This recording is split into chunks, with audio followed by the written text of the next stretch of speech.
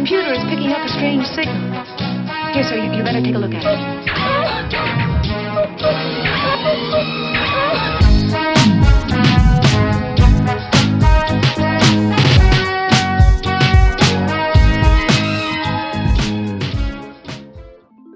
Hello listeners, and welcome to another episode of Life Through a Prism with your host Rob Tierney, episode 45.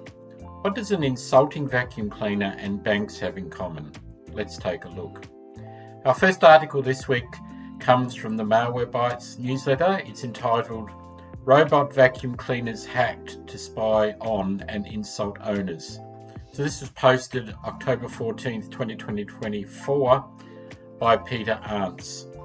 Multiple robot vacuum cleaners in the US were hacked to yell obscenities and insults through the onboard speakers.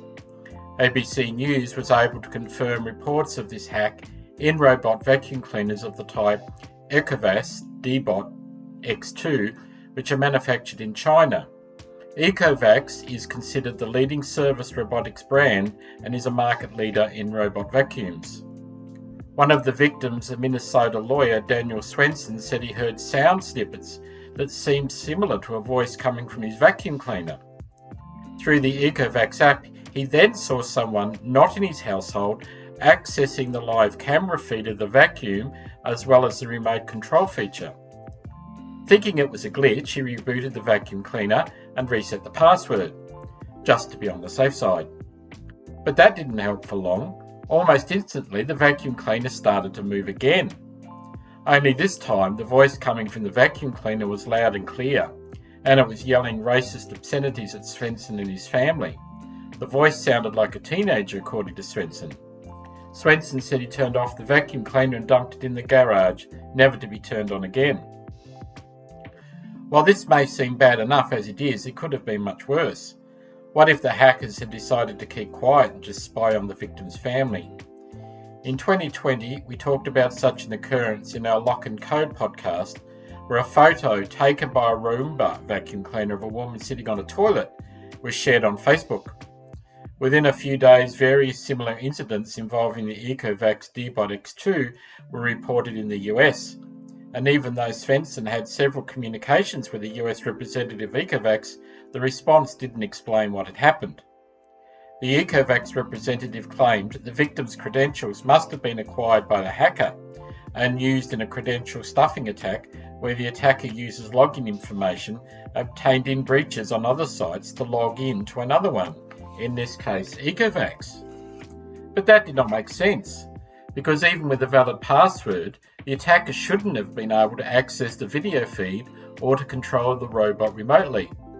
These features are supposed to be protected by a 4-digit PIN number. In 2023, however, 2 security researchers showed a method to bypass that protection. The weakness of the PIN protection is that the app is the only place where the PIN is checked, not on the server or by the robot itself. So if you have control of the device with the app on it and the necessary technological knowledge, you can have the device send a signal to the server which claims that you have entered the correct PIN. And though Ecovacs claimed to have fixed this flaw, one of the hackers that disclosed the flaw said it had been fixed insufficiently. The same Ecovacs spokesman said the company sent a prompt email, unquote, instructing customers to change their passwords following the incident. However, Swenson says he never received any communication about the issue with the PIN codes, even though he specifically asked if it had happened to other people. Ecovacs told ABC News it would issue a security upgrade for owners of its X2 series in November. Until that happens, you might want to do the same as Swenson and turn the vacuum off. So our next story this week is a little closer to home in Australia from the Scam Watch newsletter. There's a rise in criminals calling, emailing or messaging people and pretending to be from the bank so that they can steal your money. The scammers ask you for personal or financial information or to transfer funds or to give them a one-time security code over the phone. They often claim to be from the bank's fraud department and might say that there's been a compromised account or suspicious transaction. They may use technology to make it look like the call is coming from the bank's phone number. They may send a message that looks like it comes from the same conversation thread as genuine bank messages. How to spot the scam. You may get a call, message or email from a scammer claiming to be from the bank and asking for personal and bank details. The scammer may tell you there is a problem with your account and ask you to transfer money to, quote, keep it safe, unquote. They may say it's an urgent problem to get you to respond. Anyone calling and behaving like this probably is a criminal. What can you do? Do not use any phone numbers in a message. Ask for a reference number and contact your bank directly through a phone number that you find and confirm yourself. Hang up if you receive a call from someone claiming to be from your bank requesting you to transfer money. Don't click on any links in an email or message on your phone, even if it looks like it comes from your bank. How the scam works. Someone calls, emails or messages you saying they're from the bank. The phone call, email or message looks like it comes from the bank. The message may be in the same message thread as a previous legitimate banking message. They say they're investigating a problem with your account, like a hacked account, suspicious transaction or online banking outage. These criminals ask you for personal or financial information like account details or security codes. They will then use your account details to steal your money. Stay protected. Stop. Don't give money or personal or financial information like passwords, security codes, PINs or tokens. Don't click on any links if you're unsure. Say no, hang up, delete. Check. Verify who you are talking to. Contact your bank using your banking app or a phone number you have sourced from your banking app, bank website, statement or card. Protect. Act quickly. If you have transferred funds, provided access to your account or information to a scammer, contact your bank immediately and report to ScamWatch. Tell your friends and family. It helps to share your experience so they can give you support and to help them stay safe from scams.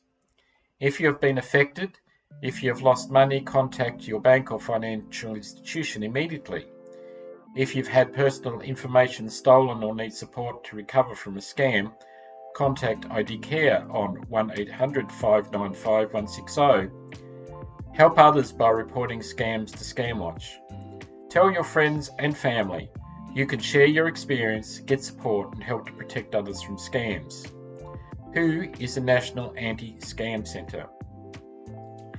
The National Anti-Scam Centre is where government and industry work together to protect Australians.